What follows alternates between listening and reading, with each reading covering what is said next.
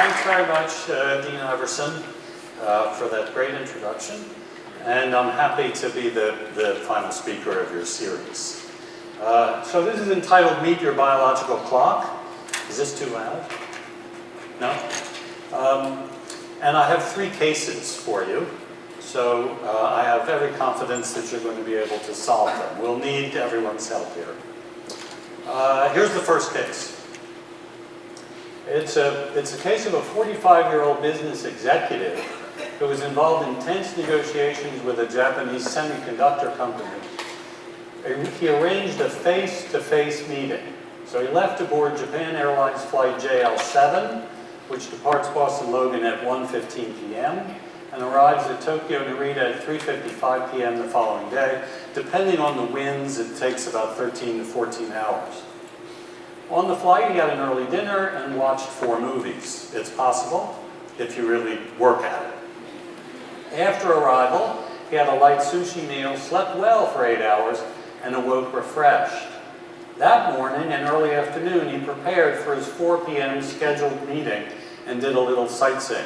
So the time zone of Japan is 13 hours ahead of the East Coast, so that would correspond in Boston to 3 in the morning. At the meeting, he felt a little off, and his presentation went 15 minutes over time, even though he had practiced it numerous times before. He misinterpreted several Japanese nonverbal gestures, even though he had been well schooled in them.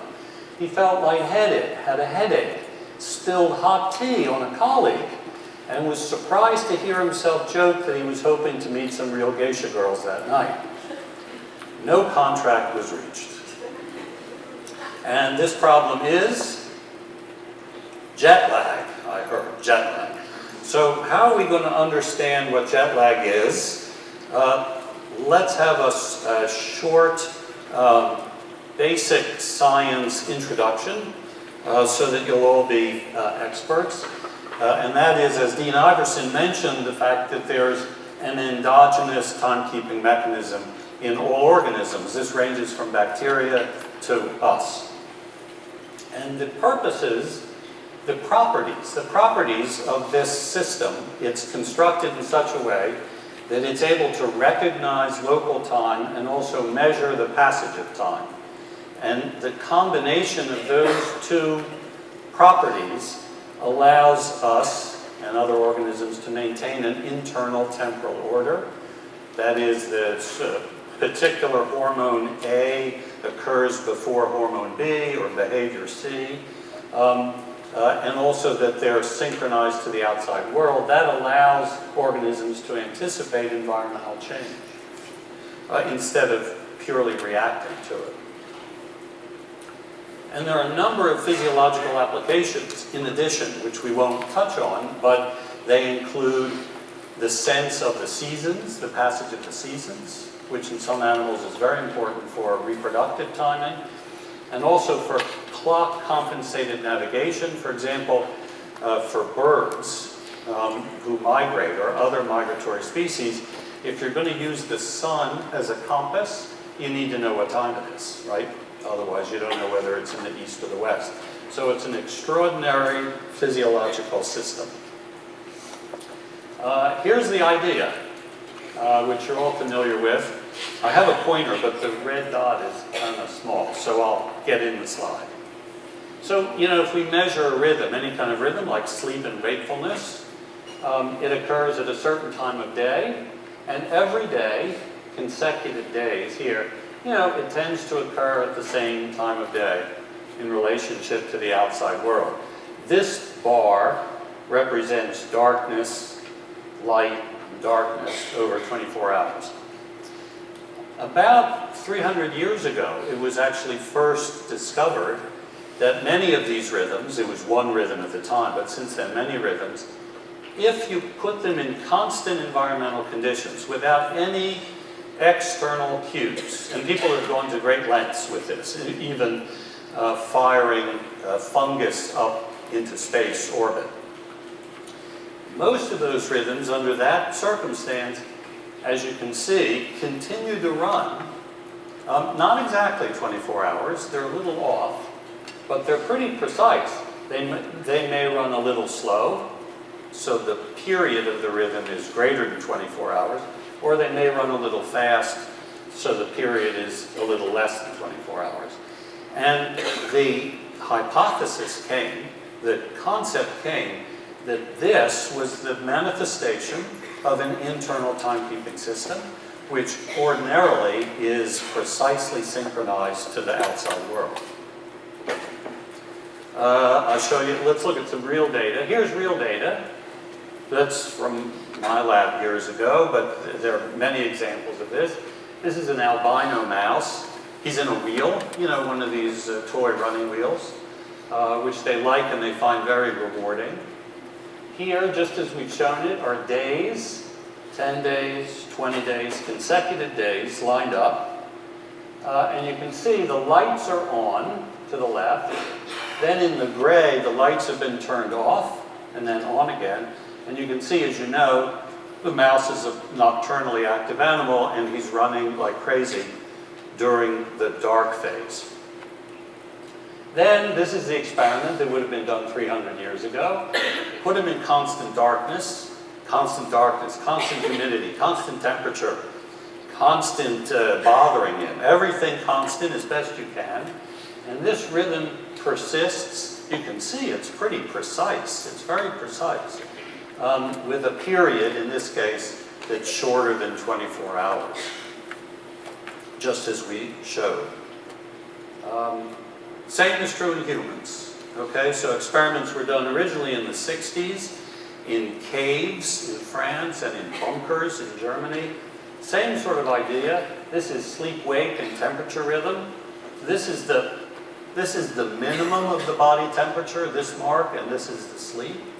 And you can see in this human, as is generally true, the period's actually a little longer than 24 hours. I can tell you right now, it doesn't have to do with the size of the animal. Actually, it's not clear who has longer or shorter. But anyway, we've seen sort of a short one, a long one. It's true across sort of the plant and animal kingdoms. What's extraordinary is in the last sort of few decades, we've made really, extraordinary gains in understanding sort of the basis of this circadian timekeeping. Oh, I should mention, the term circadian, which is Latin for circadian, about a day, refers to these rhythms in constant conditions that are not exactly a day. Not exactly 24 hours, they're circadian or circadian. So if you're a true aficionado, before you would call a rhythm circadian, you would want it ensured that it persists without any external time cues, if you were sticky about it. So anyway, we've learned something about these. We've learned that the most important, the most significant synchronizing cue is light. So you might think there are many others. They may play some role, temperature, social cues, but light is the predominant one. And I'll show in the next slide a little bit about the system, which had been previously unknown. And then those light signals enter the brain and the hypothalamus to a master clock that had previously not been identified. And all of this has occurred in my lifetime, even though I'm pretty old. Still, it's a short period of time. So here's a little cartoon of the retina. And we talk about synchronization as entrainment, so photic entrainment or light entrainment. As you may know, this is the front of the retina, this is the back. Light comes in the front and it traverses the entire course of the retina, where it activates, the rods and cones, as you know, with opsons, various opsons, light-sensitive molecules. And then the signals, the neural signals, are networked through the system, and the final pathway is through a ganglion cell out the optic nerve into the brain. And the recent discovery, relatively recent, well, now it's been maybe 10, 15, 20 years, is that there's a primitive opsin that hadn't really been known before in these cells, and those cells, and not the rods and cones, play an important, critical role in synchronizing the circadian system. The implication of this is that you could be blind, not be able to see pattern formation, and still have light which is synchronizing your clock, because it's being recognized by this system. Conversely, and perhaps a little scarier, is you could have perfectly good vision by an ophthalmologist or an optometrist, but if there's a problem with these cells, or the melanopsin, or the signaling, you may not be in training or synchronizing your clock, and it would be free running in the way we showed, which you can imagine the kind of symptoms you might have. These cells have been investigated, and they look something like that, very different than other retinal ganglion cells. And the other thing, which you need to remember, this is something you need to remember, is this is a spectrum, obviously, a light spectrum from blue to red. And this has to do with the sensitivity of the melanopsin. It's especially sensitive in the blue region, short wavelengths in the 400s. We have to remember that. It'll come back.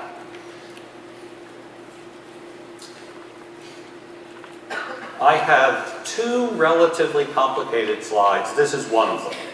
But we sort of need to understand this because it's going to come back later. And the question is, how is the clock, this internal oscillator, how is it reset? How is it synchronized by light? And the idea is that it's differentially sensitive to when the light appears. And this is the kind of experiment that shows that. So imagine a nocturnal animal like a mouse. We could call it a rat with a greater than 24-hour period. And it's entrained, look at the left one here, it's entrained to a light-dark cycle, then put in constant darkness, and you see it free runs. So now it's dark, and the experiment that's done is one can introduce little light pulses. They can be short, in minutes. And you introduce the light pulses in different experiments in different animals at different times relative to the rhythm. You can see how that goes like that. And you can see that when the light pulse is given during what had previously been the light phase, when the lights were on, that is, it's a subjective day, nothing happens. Nothing happens, so the image just keeps going. It's as though it's recognized that the light is occurring when light would have occurred anyway. On the other hand, when the light pulse occurs, in this case, in the evening, after dusk, after the lights, soon after the lights have turned off, you see that the rhythm responds to this. The clock that's driving the rhythm responds to this, and it delays. It's like it's coming into alignment with a late dusk. And the amount of the delay depends on when you give it. But you can see it has a delay there. Conversely, when you give the light pulse in the morning, or near the morning, there's an advance. And the idea is that it's this combination of little delays, little advances that keeps the clock, which doesn't have an exact 24-hour rhythm, to an exact 24-hour rhythm. So the important things, and then it can be plotted there. But the important thing to remember is that the clock, so we have to remember about the blue sensitivity of melanopsin. The second thing is the clock is delayed by evening light, and it's advanced by morning light. And that's true for everybody, whether you're nocturnally active or diurnally active. So what's the story about this clock? Well, the master clock, is sort of amazingly enough a place. It's actually a place which is in the hypothalamus, right, the base of the brain. This is a section of rat brain that's cut like this, sort of this way. And these two areas here, which are right above the optic chiasm, where the optic nerves come, are the site of the master clock. Humans have the same thing, identified not by cutting their brains, of course, but by various other kinds of markers, and it's located in about the same place. The evidence for this area being a master clock is probably the best of any in neuroscience, the structure-function correlation. Let me just show you one experiment, which is actually kind of amazing. So this is the records of a hamster, a golden hamster. And in Canada, Martin Ralph discovered, just serendipitously, a mutant. And the mutant had a very fast clock. So here on the top is a normal record you'll recognize. The period is a little longer than 24 hours. It's running a little slow. Here's the mutant, which is running very fast, you can see. A very short period. So what the experimenters did here was they made a lesion of the SCN and knocked it out. And you can see that there's no more rhythmic running after that, although the animal looks okay. And then at this point, let's look here. There's a transplant of tissue, fetal tissue, from that mutant into this animal. And number one, there's recovery of function, which ordinarily doesn't occur. And you can see that now this hamster has adopted the characteristic of the clock of the donor and not of the host. And then the reverse experiment is shown here. You can make a short, a fast rhythm much more normal by just transplanting the normal SCN. So that kind of transplantation there are not many examples of that in neuroscience. It turns out, as you probably know, that the basic oscillatory mechanism, the most fundamental, is inside the cell, and appears to be a feedback loop that involves certain genes, okay, so-called clock genes. So there are transcription factors which bind to the promoters of genes which are translated, and then they return to the nucleus and inhibit their own transcription. And there's a delay, so it's like an oscillating thermostat. So there's a delay, and the delay is tuned to about 24 hours. The initial discovery of this was recently recognized as a Nobel Prize by Hall, Rosbach, and Young. Mike Young was a grad student here. The other thing about this is once you have this, then you can make tools. So what people do is they make transgenic animals. What you would do is you would take, say, the promoter of, say, this one, period 1, that particular one. Take the promoter and then attach it artificially to something which will give off bioluminescence. And so you can watch the activity of this in real time with light. So here's examples of this. Here, SCN, supracosmic nucleus cells, they're all separated in a dish. And this is one of these transgenic constructs. And the arrow shows here a particular cell which is running with a circadian rhythm about 24 hours. And you can see that this is not going to be, whoops, I'd like to show you this again. This is not going to be a very effective clock to have all these cells sort of doing their own thing like that. That's not very useful. So you have to couple them together. And when you do that, here's an SCN in a plate, in a dish, and you'll watch it oscillate with a 24-hour period. You'll see it's a kind of a Rorschach test, I guess. I mean, you can see it has a very interesting kind of pattern of going, but it's synchronized, and people are actually working to understand what this coupling is all about. Okay, so all of this ends up as sort of rhythms in just about everything you can measure, really. So here on the upper left is melatonin, which is the hormone secreted by the pineal gland. In all animals, whether you sleep during the day or during the night, melatonin is up during the dark phase, during the night. Remember melatonin up in the night. That's the third thing we have to remember. Here's tissue type plasminogen activity. This is a sort of an anti-clotting factor, which in the morning is at very low levels, and that's when strokes and heart attacks are more likely to occur. Potassium excretion, body temperature. Here's tooth pain threshold. So the threshold is highest actually in the afternoon. So counterintuitive to what you might think, you say, I'm going to go to the dentist in the morning, I'm fit, the morning I'm the best. Actually, from circadian principles, if there's anything you remember, go to the dentist in the afternoon when the tooth pain threshold is highest. Here's hour of birth. The natural hour of birth is during the night, except if you're having cesarean sections, when the obstetricians prefer to do it during the day. Performance, there are performance rhythms. I'm not going to go through any more of these, but there are performance rhythms here.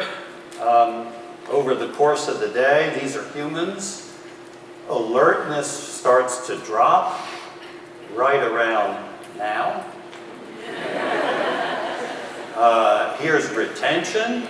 It's starting, oh boy, it's starting to drop now. Remember, everything's going down. Okay?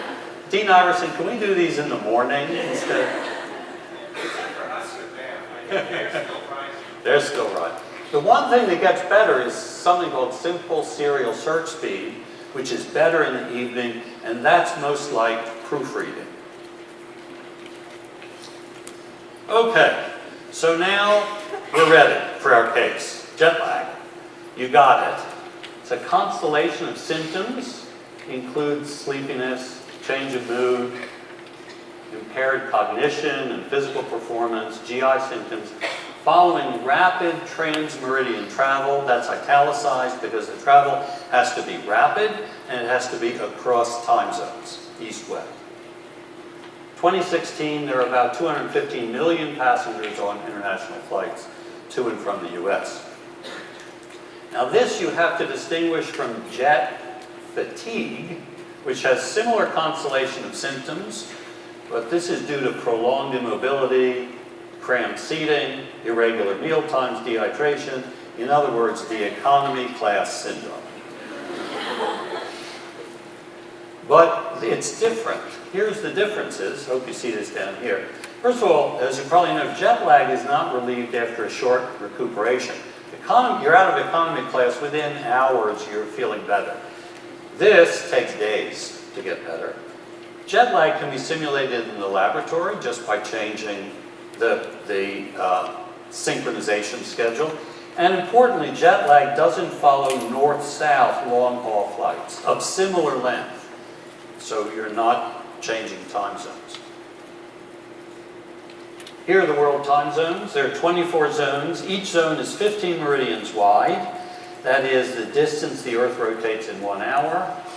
How did these come about? This is Sir Sandford Fleming. He looks good.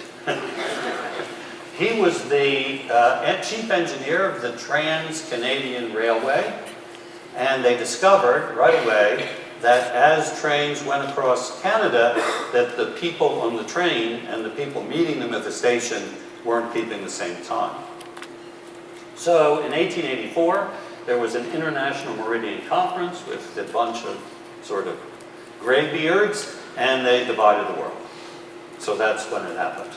The first transatlantic flight was in 1919 by Alcock and Brown. I find this interesting. In their flight suits, they're wearing ties. So that's why we wear ties in honor. They left Newfoundland at 1:45 in the afternoon, arrived in Ireland at 8:40 the next morning, sort of. And the transatlantic flight was 16 hours and 27 minutes. And they were fine, because it was transmeridian, but it wasn't rapid. And so they accommodated along the way. The age of long-haul passenger jet service began really in earnest in 1952 with BOAC, the British Overseas Airway Corporation, now sort of British Air comes from them, from a flight from London to Johannesburg, and people were amazed. They were ecstatic over this new service. In 1959, Pan Am, which doesn't exist anymore, outfitted its Boeing 707 for the first non-stop transatlantic service, London to New York, and the people got off the plane, and for days they were sick. And all sorts of things were investigated. Was it the air conditioning? Was it the food? What was it? The earliest I've been able to find mention of jet lag is by this columnist from the LA Times in 1966, talking about if you're a member of the jet set, you can count on contracting jet lag, a debility not unakin to a hangover. It derives from the simple fact that jets travel so fast they leave your body rhythms behind. So he got it. Why does this happen? Well, this is what the circadian system looks like. There's our suprachiasmatic nucleus up there, you know well. Here's the outside light and darkness.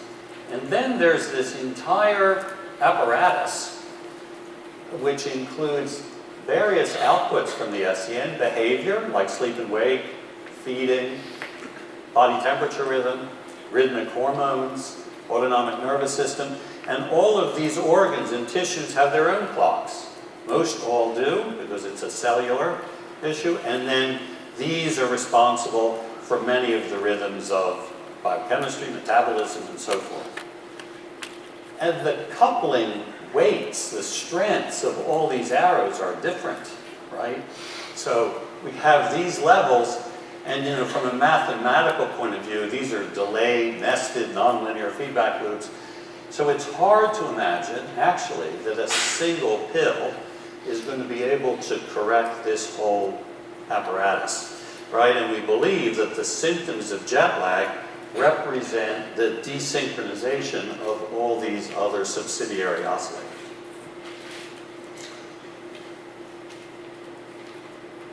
And so that's what happens when you go to Japan. Okay, we're ready for case 2, because now we're up on this. This is the case of a 17-year-old high school student referred to a psychiatrist for attention deficit disorder. Her teachers know that she's not paying attention. When called upon, she often seems startled and unaware of what's being discussed. On a few occasions, especially in the afternoon, she appears to doze. She's not failed any of her classes, but her grades have declined somewhat over the last 2 years. There have been no disciplinary problems, although she's been marked tardy for her first morning class at least once a week. She says that she feels no energy, but is otherwise well. She doesn't feel depressed, not taking drugs or alcohol. She's passionate about music composition and has written several pieces, all when she's inspired between 2 and 4 in the morning. She goes to bed at 11 p.m. on the advice of her parents, but she usually remains awake for several hours before falling asleep. She has an alarm clock to awaken her at 7, but her parents complain that they have to rouse her multiple times and physically extract her from bed to get her to school. The general physical neurological exams are normal, routine laboratory is normal, thyroid is normal. Does anybody know what's the matter here? She's nocturnal, like a night owl kind of person. Yes, so we know, you all know, that there are sort of preferences to night owls, preferences to morning larks, as it's called, and it seems kind of ingrained in us. Let's talk about that a little bit. Not so long ago, Till Roneberg, who's in Munich, developed a very simple questionnaire which you can take. You can take this questionnaire and they'll send it back to you with what I'll show. And the questionnaire really just says, distinguishes on work days, so it would be class days, versus free days or weekends or when you don't have class. And it's a simple questionnaire with pictures to help you. I go to bed, I actually get ready to fall asleep, I need this many minutes to fall asleep, I wake up, and so forth. And he's had hundreds of thousands of people fill out this questionnaire. And the result, this is actually an old slide. The number is greater than 125,000. And what he's done is he's graphed here. Here's the number of individuals. And then what he's plotted, here is something called mid-sleep on free days. So for example, if somebody says they go to bed at 1 in the morning on Saturday night and wake up at 9:30, then the mid-sleep on free days in local time is 5:15. So here's the mid-sleep on free days, and we see this kind of distribution of the population. There are some, like our case, who are night owls, right, and are going to bed late and waking up late, over here. And there are others that are morning larks, they go to bed early and wake up early.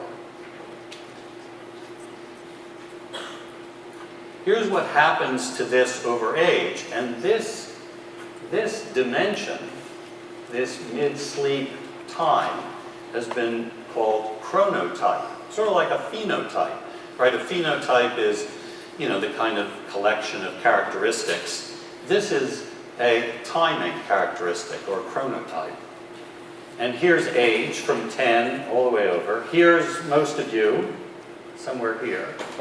And you can see as people grow older, their time of going to sleep and waking up delays. It keeps delaying. Right? This is a later chronotype. So it delays, it delays, it delays. Men are somewhat worse than women. It peaks right around now for you. Something like that. And then, almost as a mark of the end of puberty, if you will, or a little later, it starts to decline. And so, you know, I would be out this way, comfortably with an early chronotype. So what does this mean in the real world? So what? Well, the problem is that, you know, most of us are engaged in social activities which are going along with the world. And the world is not generally not running between 1 in the afternoon and 11 o'clock at night, right? It's generally running at 8 in the morning and 5 in the afternoon. And so if we have this little diagram of a person, this night owl, it could be our case too, you can see here, she goes to bed at 2 in the morning and has to wake up for class at 7 in the morning, right? Two things happen with this night owl chronotype. Number one is that on the weekends, she lets it hang out, so she goes to bed at the same time, doesn't set the alarm clock, wakes up at 10 in the morning, right? And similarly here, and now she has to get back on schedule. So there are two things that are happening here. One is there's sleep deprivation during the week, right? Because this is the length of time she would choose unencumbered on free days to sleep. And yet it's shortened because of the alarm clock and it's not a disease, right? It's a social problem, right? In a world that operated like this, or if she were writing novels whenever she wanted to, there would be no problem. But here the problem is here. And the other problem is that you'll recognize this is jet lag, right? So here, she's delaying, like she's flying from Austin to Hawaii. And then after a couple days, she's advancing, she's flying back toward Boston. Every week, she's doing this. And this difference between work and free days, Till has described as a social jet lag, a term you might have heard. And so you would say that the night owls are at some disadvantage because they're having shortened sleep and social jet lag that others who are more in tune with the outside world might not have. Does this make any difference? Well, people are studying this intensively. There have been sort of hints or associations that social jet lag may be associated with obesity, metabolic syndrome, you know, depression or other kinds of problems. You can imagine you're in a constant state of jet lag. Does it matter with performance? This is my second and final complicated slide.